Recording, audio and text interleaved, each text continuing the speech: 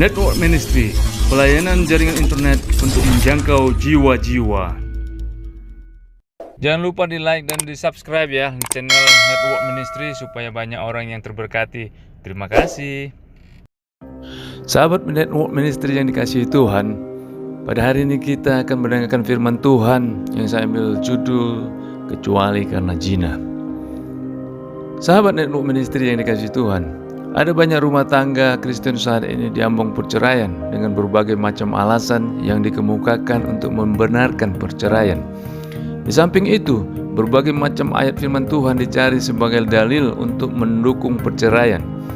Salah satu ayat firman Tuhan yang dikenakan untuk mendukung perceraian adalah ayat firman Tuhan yang terdapat di dalam Matius 19 ayat 9 yang berkata demikian.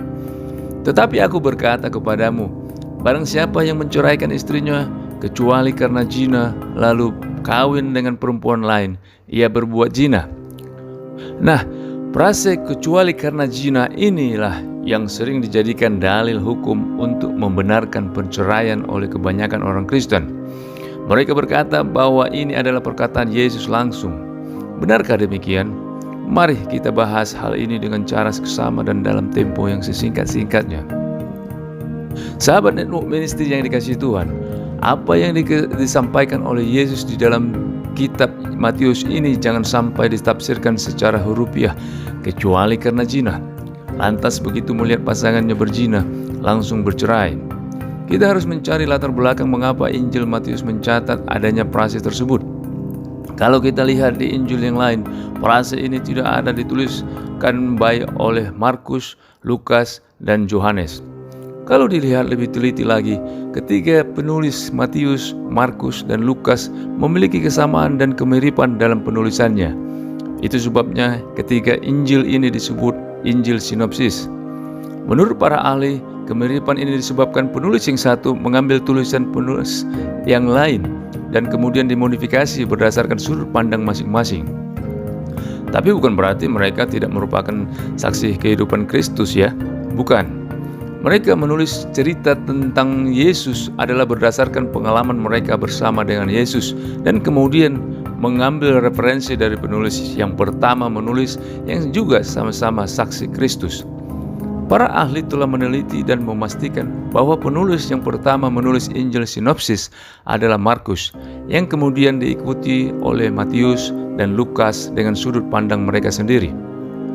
Lukas menulis dari sudut pandang orang non-Yahudi dan Matius dari sudut pandang orang Yahudi. Sahabat Network Ministry yang dikasihi Tuhan, Matius yang menulis dari sudut pandang Yahudi melihat segala sesuatu dari sudut pandang hukum Taurat yang menjadi landasan hukum kehidupan bangsa Israel. Itu sebabnya tulisannya mengatakan bahwa perceraian tidak diperbolehkan dengan alasan apapun karena apa yang telah dipersatukan Tuhan tidak dapat dipisahkan manusia. Matius 19 ayat 6. Cuma kematian yang dapat memisahkan pernikahan Kristen. Karena Injil ini pada mulanya ditujukan kepada jemaat Yahudi yang pada saat itu masih mengikuti hukum Taurat, kemudian ditambahkanlah frasa kecuali karena zina.